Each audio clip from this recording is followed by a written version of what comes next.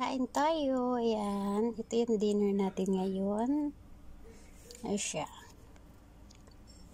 Spring onion. Dayon. Ano yun siya? Spare ribs. Yung spare ribs ko with ano yan. More garlic. Ganyan yung kanin natin with vegetable.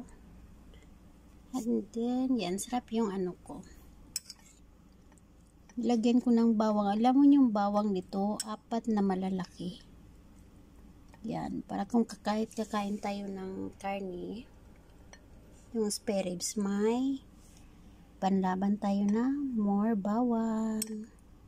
Lagyan ko ng ano, more chili din. Kasi masarap pag may chili yan.